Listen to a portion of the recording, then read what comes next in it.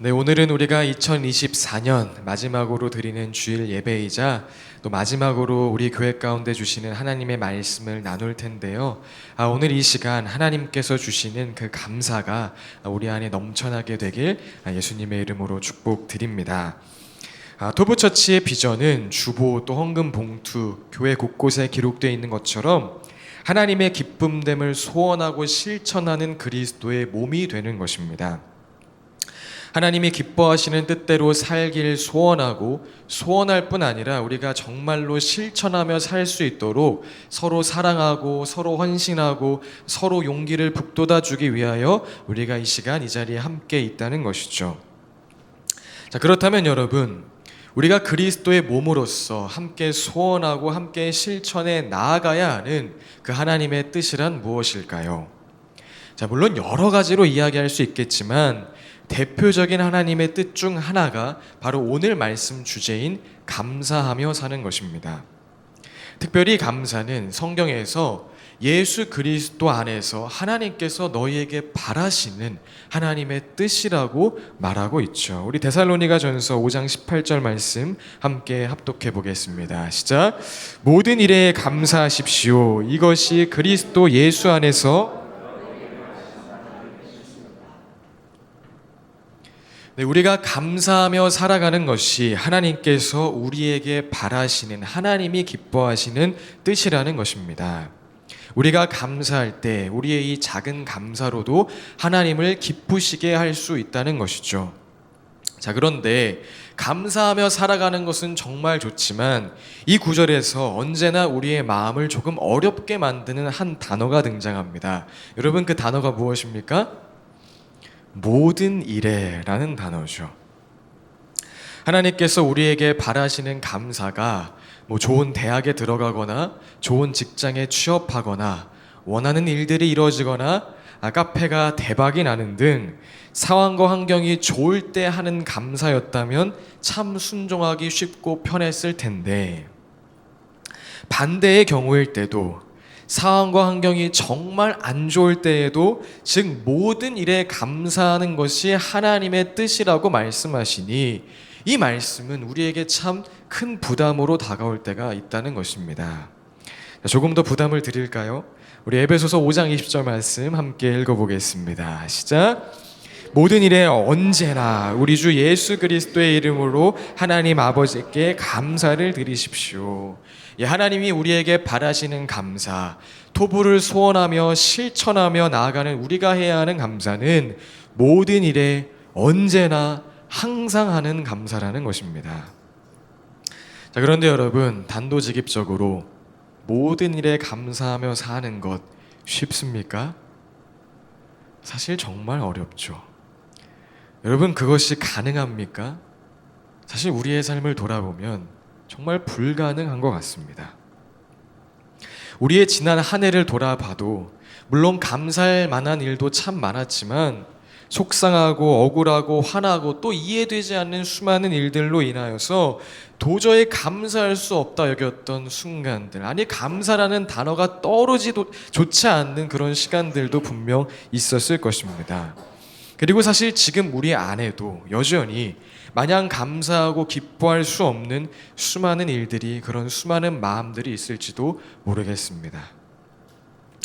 자, 그런데 하나님은 왜 그런 우리의 삶을 아시면서도 때로는 짓궂게 느껴질 정도로 모든 일에 감사하라고 계속 말씀하시는 것일까요? 도저히 감사할 수 없는 나의 상태라는 것을 아시면서도 왜 모든 일에 자꾸 감사를 요구하시는 것일까요? 자, 그것은 성경이 말하는 감사란 사전적 의미처럼 단순하게 무엇인가를 고맙게 생각하는 마음 정도가 아니라 이 감사는 하나님을 향한 신뢰의 고백을 의미하는 것이기 때문에 그렇습니다. 하나님을 향한 믿음의 고백으로서의 감사가 성경이 말하는 감사라는 거죠. 사랑하는 여러분, 우리는 지난 한 해 모든 일에 감사하는 것이 하나님의 뜻임을 알고서도 왜 모든 일에 감사하지 못했을까요? 왜 항상 감사하지 못했을까요? 자, 앞서 잠시 언급한 것처럼 참 많은 이유가 있었겠지만 그 모든 것을 종합하자면 우리가 무엇인가의 결핍을 느꼈기 때문일 것입니다. 재정이 이만큼만 채워졌으면 좋겠는데 채워지지 않고, 이 일이 이때에는 진행되었으면 좋겠는데 자꾸 딜레이 되었기 때문에, 관계적으로 보자면 이 사람이 이만큼만 변화되었으면 좋겠고 저 사람이 저 정도만 해줬으면 좋겠는데 딱 그만큼을 못 해주었기 때문에 그 결핍으로 인해 우리는 감사하지 못하고 불평하게 되었다는 것입니다. 자, 그리고 우리가 그렇게 느꼈던, 그리고 지금도 느끼고 있는 그 결핍, 부족함에 대하여서 예수님은 다음과 같이 말씀하시죠. 마태복음 6장 30절 말씀 함께 읽어볼까요? 시작. 오늘 있다가 내일 아궁이에 들어갈 들풀도 하나님께서 이와 같이 입히시거든.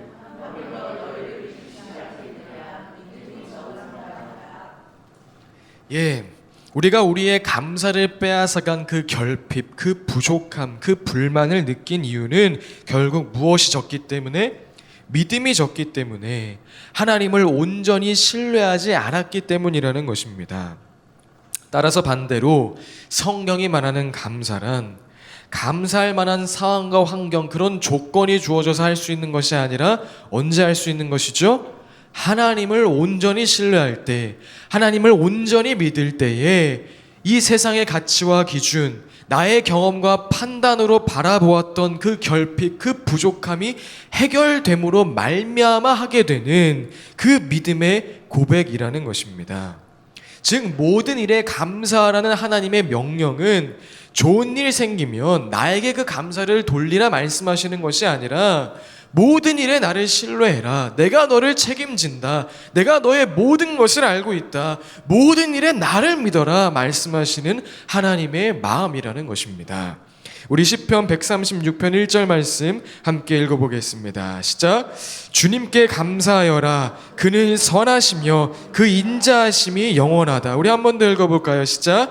주님께 감사하여라. 그는 선하시며 그 인자하심이 영원하다. 예. 여러분, 지금 시편 기자가 하나님께 감사를 드리는 그 이유가 무엇입니까? 어떤 상황과 환경이 좋아서 감사할 만한 조건이 있기 때문입니까? 그렇지 않죠. 지금 시편 기자가 감사하는 것은 하나님이 선하시기 때문에, 하나님이 인자하시기 때문에 감사한다고 고백하고 있죠. 즉 아무리 힘들고 어려운 상황 속에 우리가 있다 할지라도 그 순간에도 언제나 선하신 하나님을 믿으면, 언제나 인자하신 하나님의 그 손길을 의지하면 우리가 감사할 수 있는 이유는 충분하다는 것입니다. 자, 그렇다면 모든 상황 속에서 선하고 인자하신 그 하나님을 믿는 믿음은 우리 안에 어떻게 생겨나는 것일까요? 여러분, 그 믿음은 하나님으로부터 우리에게 비롯되는 것인데, 자, 여기서 믿음이 하나님으로부터 비롯된다는 말에는 크게 두 가지 정도의 의미가 담겨 있습니다. 자, 먼저는 믿음은 선물이라는 개념이죠. 자, 믿음은 우리가 열심히 노력하고 우리가 어떤 의지를 발동해서 내가 믿어야지 다짐해서 생기는 것이 아니라, 믿음은 하나님께서 우리에게 무엇처럼? 선물처럼 주시는 것이란 이야기입니다. 마가의 다락방에 모여있던 제자들에게 성령이 선물처럼 임한 후에 그 제자들이 지금 내 안에 예수님 정말 함께 하시는구나 믿게 되었던 것처럼, 우리에게 임하는 믿음은 하나님 편에서 우리에게 선물처럼 주시는 것이란 이야기죠. 우리 에베소서 2장 8절 말씀 함께 읽겠습니다. 시작. 여러분은 믿음을 통하여 은혜로 구원을 얻었습니다. 이것은 여러분에게서 난 것이 아니요 하나님의 선물입니다. 예, 그 믿음은, 그 은혜는, 그 구원은 하나님의 선물이라는 것입니다. 자, 다음으로 믿음이 하나님으로부터 비롯된다는 말은, 자, 믿음은 하나님과의 관계성 속에서 자라나는 것임을 의미하기도 합니다. 자, 예를 들어서 우리 앞에 있는 사랑이가 어떤 좋은 회사에 입사하게 되었다고 한번 생각을 해봅시다. 자, 그러면 그때 함께 입사한 입사 동기들을 바로 신뢰할 수가 있을까요? 입사한 즉시는 신뢰할 수가 없죠. 그때는 거의 남이나 다름없습니다. 자, 그런데 그중 한 사람과 친해지게 되었는데 그 사람의 인품과 성품이 너무 좋아서 많은 사람들로부터 호감을 사고 인기를 얻는 그런 사람이었다고 생각을 해봅시다. 자, 그렇다면 그 사람을 향한 신뢰도가 어떻게 됩니까? 조금 올라가죠.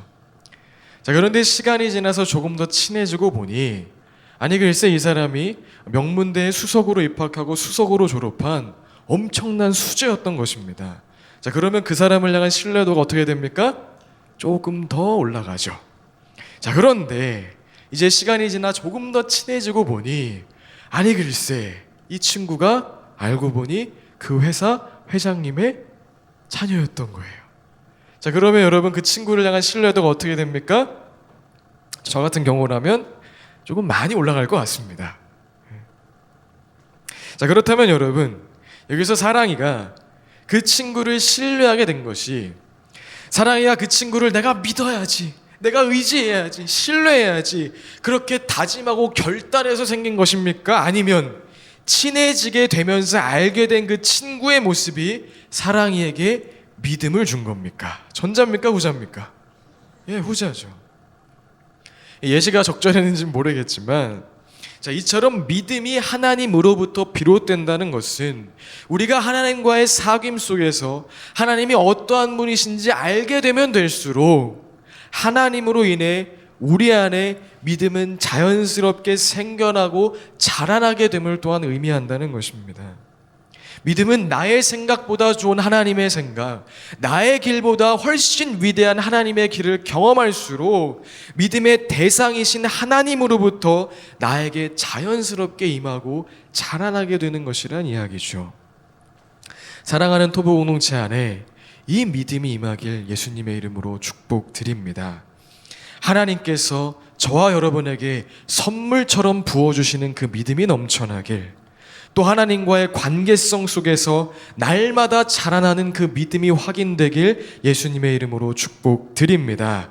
그리고 바로 그 믿음으로 말미암아 그동안 세상의 가치와 기준 속에서 나의 경험과 판단 속에서 부족함이라 결핍이라 여겼던 그 모든 것에서 해방되어 진정한 감사, 믿음으로 드리는 감사로 나아가는 저와 여러분이 될 수 있길 바랍니다. 자, 골로새서 2장 7절 말씀 함께 읽어볼까요? 자, 시작. 여러분은 그분 안에서 뿌리를 받고 감사의 마음이 넘치게 하십시오. 믿음을 굳게 하여 감사의 마음이 넘치게 하십시오.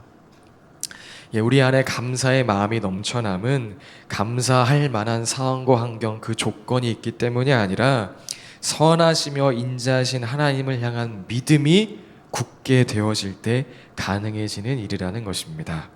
우리 다시 한번 어떤 상황과 환경 속에서도 하나님을 믿는 그 믿음으로 말미암아 감사할 수 있는 우리 토부 공동체 되시길 예수님의 이름으로 축복드립니다. 자, 우리 이제 오늘 본문으로 들어가 보자면 오늘 우리가 함께 읽었던 본문의 주인공 하박국이 바로 지금까지 우리가 함께 나누었던 믿음으로 인한 감사를 주님께 드린 대표적인 인물이라고 말할 수 있습니다.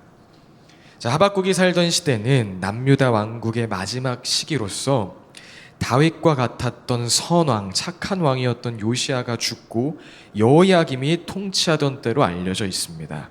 자, 그리고 이 여호야김은 하나님의 말씀을 기록한 두루마리를 불태우고 선지자들을 살해하는 등 하나님을 업신여기는 끔찍한 악한 왕이었죠. 따라서 당시 남유다는 거짓 선지자들과 악인들이 판치는 그런 세상이 되어버렸습니다. 당시 그 시대를 하박국은 이렇게 기록하죠. 우리 4절 말씀 함께 읽어보겠습니다. 시작. 율법이 해이하고 공의가 아주 시행되지 못합니다. 악인이 의인을 협박하니. 네.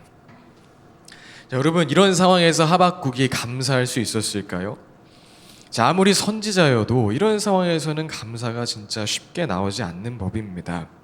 지금 눈앞에서 착한 사람들은 목 잘려 나가고 악인들은 막 득세하고 있는데 어찌 감사가 나올 수 있겠냔 말입니다. 자, 이 공의의 결핍, 정의의 결핍은 선지자 하박국도 감사가 아닌 불만을 가지고 하나님께 따지고 항의하게 만들 뿐이었습니다. 하박국 1장 2절 3절입니다. 함께 읽겠습니다. 시작. 살려달라고 부르짖어도 듣지 않으시고 폭력이다 하고 외쳐도 구해주지 않으시니 주님 언제까지 그러실 겁니까? 어찌하여 나로 불의를 보게 하십니까? 어찌하여 악을 그대로 보기만 하십니까? 약탈과 폭력이 제 앞에서 벌어지고 다툼과 시비가 그칠 사이가 없습니다. 여러분, 격하게 표현하자면 하박국은 지금 하나님에게 하나님 귀머거리입니까? 하나님 장님입니까? 왜 내가 아무리 기도해도 들어주질 않는 겁니까? 왜 이 세상에 악이 판치고 있는데 못 본 척하는 겁니까? 라고 따진 것이죠. 자, 얼마나 오랜 시간 동안 하박국이 하나님께 저항하고 따지고 항의했는지는 알 수 없으나 하나님은 결국 하박국에게 다음과 같이 답을 해주십니다. 자, 1장 6절 말씀 함께 읽겠습니다. 시작. 이제 내가 바벨로니아 사람을 일으키겠다.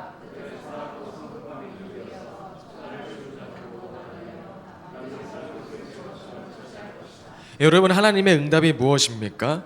하박국 1장을 전체를 읽어보면 좀 더 자세하게 알 수 있는데, 하나님은 지금 하박국에게 내가 남유다가 얼마나 부패했는지 알고 있다. 그래서 이제 바빌로니아라는 제국을 사용하여서 그 남유다를 내가 심판할 것이다 라고 말씀하신 것입니다. 자, 그런데 하나님의 이 답은 하박국으로 하여금 더 큰 불만을 품게 만들었습니다. 자, 왜냐하면 하박국이 볼 때 물론 남유다도 나쁘지만 저 바빌로니아는 더 나빴기 때문입니다. 선하신 하나님께서 지금 나쁜 놈을 더 나쁜 놈으로 혼내시겠다 말씀하셨다는 것을 하박국으로서는 도저히 이해할 수도 없고 받아들일 수도 없었다는 것입니다. 그래서 하박국은 다시 하나님께 이렇게 따지죠. 우리 1장 13절 말씀 함께 읽어보겠습니다. 시작. 주님께서는 눈이 맑으심으로 악을 보시고 참지 못하시며 패역을 보고 그냥 계시지 못하시는 분입니다. 그런데 어찌하여 배신자들을 보고만 계십니까? 악한 민족이 착한 백성을 삼키어도 조용히만 계십니까? 아무리 그래도 그렇지, 하나님 선하다면서요. 하나님은 악을 못 본다면서요. 그런데 어찌 악이 득세하는 것을 그냥 보고만 계신 겁니까? 아무리 그래도 그렇지, 그래도 우리가 쟤네보다는 조금 더 착한 것 같은데 어찌 저 악한 민족으로 우리를 심판하신단 말입니까? 그렇게 따진 것입니다. 자, 그러자 하나님은 이번에 이렇게 대답을 해주십니다. 우리 하박국 2장 2절 3절 함께 읽어보겠습니다. 시작.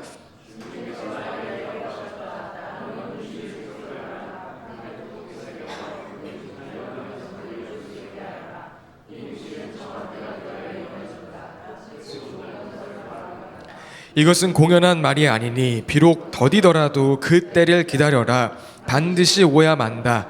늦어지지 않을 것이다. 어찌 악을 그냥 두십니까? 항의하는 하박국에게 하나님은 하나님의 때에 반드시 악은 심판받는다고 말씀하셨다는 것입니다. 자, 이 또한 2장의 내용을 쭉 여러분이 읽어보시면 알 수 있듯이 결국 악은 멸망하고 하나님의 선이 승리하고 지금 이 모든 시간도 전능하신 하나님의 손 안에 달려있다는 것을 하나님께서 하박국으로 하여금 알게 하신 것이죠. 자, 그래서 결론적으로 보자면 도저히 감사할 수 없고 도저히 기뻐할 수 없는 그 고통 앞에서 씨름하는 과정 가운데 하박국은 결국 하나님이 어떤 분이신지 더 알게 된 것입니다. 하나님의 말씀을 통하여서 하나님이 어떤 마음을 가지고 계신지, 하나님이 어떤 계획을 가지고 계신지 깨닫게 된 것이죠. 자, 그러자 여러분, 하박국 마음속에 어떤 마음이 생겨나게 되었을까요? 하나님으로부터 비롯된, 하나님의 말씀으로부터 비롯된, 하나님의 그 존재로부터 비롯된 믿음이 생겨나게 되었습니다. 하박국 2장 4절 말씀, 너무 유명한 구절이죠. 우리 함께 큰 목소리로 읽어보겠습니다. 시작. 마음이 한껏 부푼 교만한 자를 보아라. 그는 정직하지 못하다. 그러나 의인은 믿음으로 산다. 아멘. 의인은 내가 생각한 의로움으로 사는 것이 아니라 믿음으로 사는 것이구나. 의인은 내가 보기 좋은 상황과 환경으로 오늘을 해석하는 것이 아니라 하나님을 믿는 믿음으로 오늘을 해석하는 것이구나. 의인은 믿음으로 사는 것이구나. 하박국이 깨닫게 되었다는 것입니다.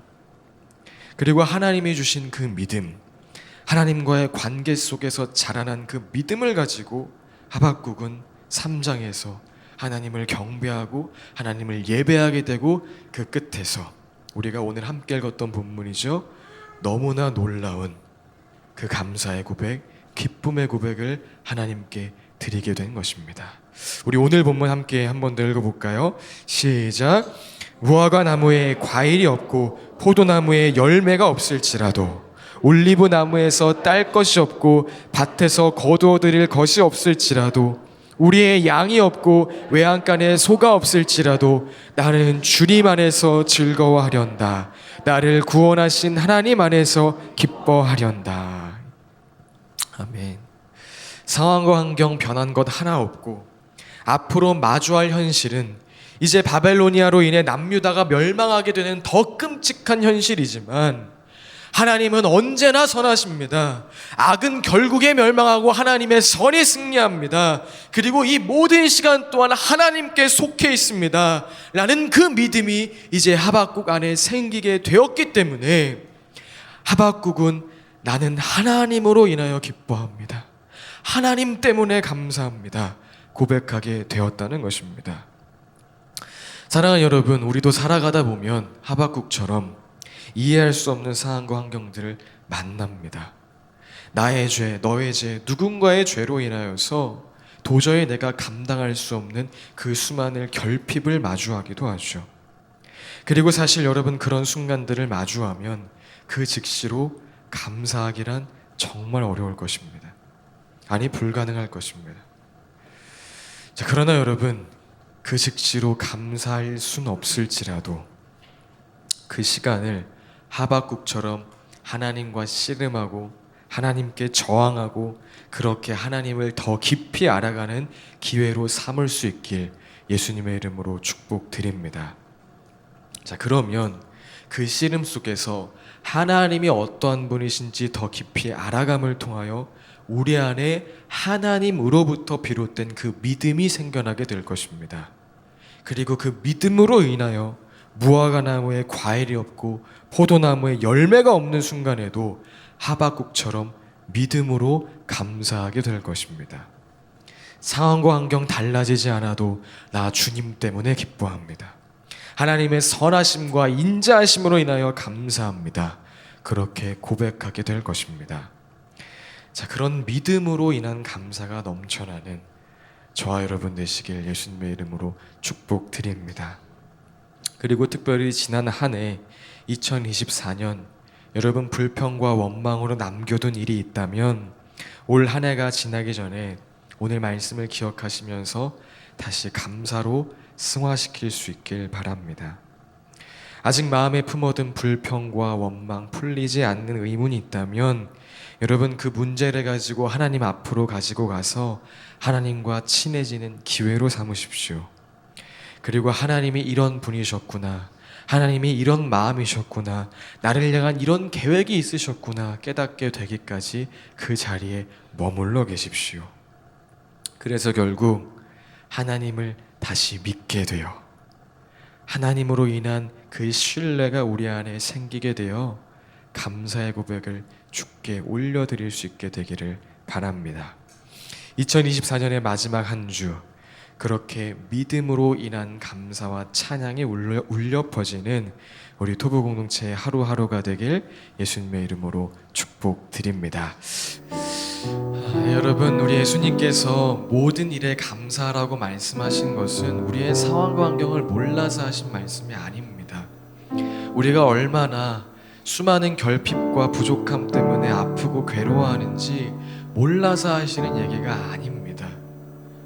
반대로 다 아시기 때문에 하시는 이야기입니다. 내가 다 알아. 내가 너의 삶을 다 알아. 그래서 내가 너의 삶 책임질 거야. 내가 너의 삶 인도할 거야. 그런 나를 믿어주렴. 그 하나님의 마음이 담긴 것이 우리에게 감사를 요청하신 이유라는 것입니다. 우리가 함께 찬양했던 것처럼 어두운 침묵 속에서도 주를 믿는 믿음, 능하신 내 주님 일하고 계심을 믿는 믿음, 때로는 그리 아니하셔도 선하신 내 주님 날 사랑하심을 믿는 그 믿음을 주시기 위하여 감사를 말씀하셨다는 것이죠. 그리고 그 믿음이 있을 때 우리가 이어 찬양한 것처럼 주님 감사합니다 우리가 고백하게 된다는 것입니다. 여러분, 그럼 그 믿음 어떻게 생기죠? 주님 편에서 우리에게 선물로 주시는 것이고요, 하박국처럼 주님과 씨름함을 통하여서, 주님과의 깊고 친밀한 관계를 통하여서, 하나님을 더 많이 깨달아 감을 통하여서 우리에게 주어지는 것입니다. 여러분, 하나님과 함께하는 그 시간, 하나님이 어떠한 분이신지 알아가는 그 과정을 통하여 우리 안에 믿음이 자리하길, 그리고 그 믿음으로 감사를 고백할 수 있길 예수님의 이름으로 축복드립니다. 한 소녀가 있었습니다. 이 소녀는 태어났을 때에 의료사고로 중증 뇌성마비 환자가 되었고, 그래서 거동도 불편하고 말도 제대로 할 수 없는 그런 처지가 되었습니다. 그래서 이 소녀는 너무나 많이 하나님을 원망했습니다. 살아계시면 어떻게 나한테 이럴 수 있냐고, 우리 엄마가 저렇게 기도하는데 왜 한마디도 들어주지 않냐고, 그렇게 나오지 않는 소리로 하나님 앞에 몸부림을 치죠. 그리고 그 과정 속에서 하나님을 만나게 됩니다. 그리고 나서 하나님이 주신 그 마음을 따라, 하나님이 주신 그 음성을 따라 시를 쓰게 됩니다.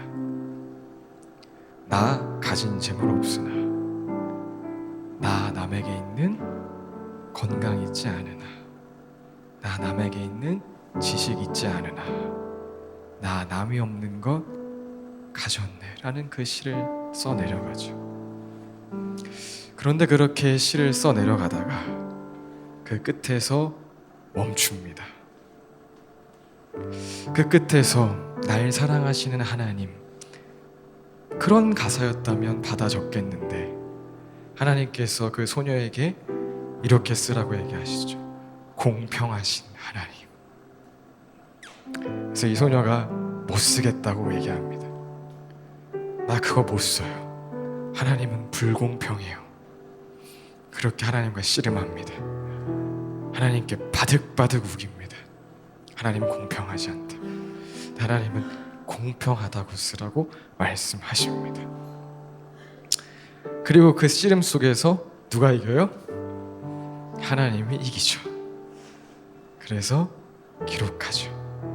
공평하신 하나님은. 자, 이 이야기는 나라는 찬양의 시를 쓰신 송명희 시인의 이야기입니다. 여러분, 우리 살면서 여러 가지 이해되지 않는 고통 만나고요, 결핍 만납니다. 그 고통에 대해서는 누가 뭐라고 할 수도 없습니다. 누가 그 고통을 감히 해석해 줄 수도 없고요, 우리가 함부로 남의 고통에 대해서 이야기해서도 안 됩니다. 그러나 유일하게 그 고통을 해석해 줄 수 있는 분은 하나님이십니다. 여러분, 제가 이 앞에 서 있지만 저도 하나님 잘 모릅니다. 저도 하나님이 어떠한 분이신지 여전히 모릅니다.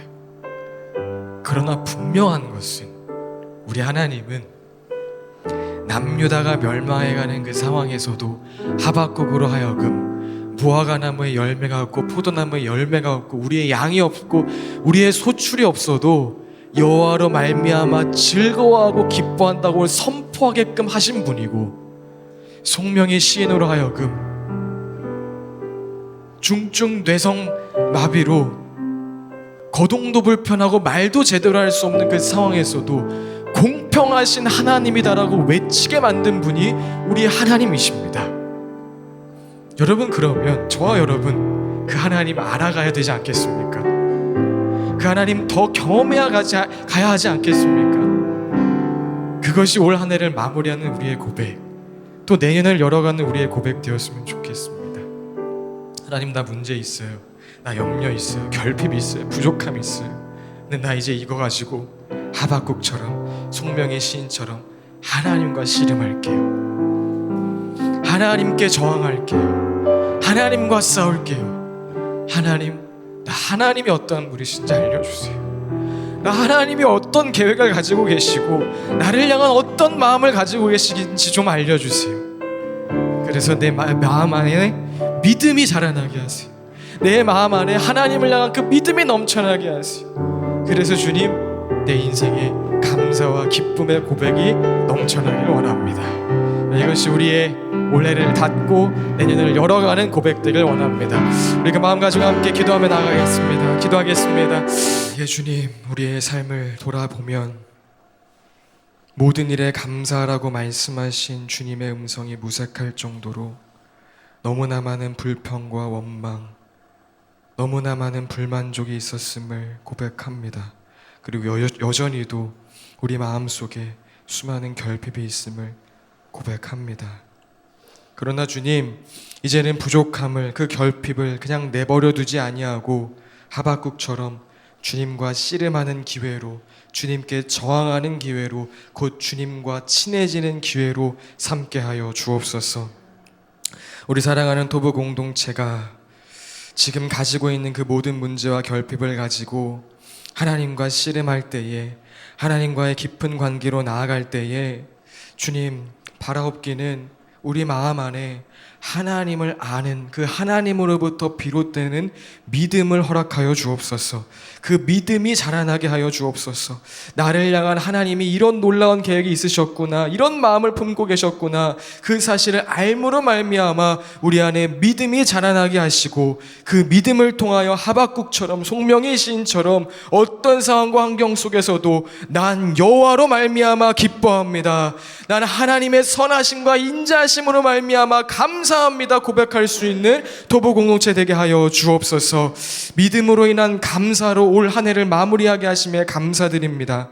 그리고 내년에도 믿음으로 인한 감사로 주께 나아가게 하여 주옵소서. 감사드립니다. 예수님의 이름으로 기도합니다.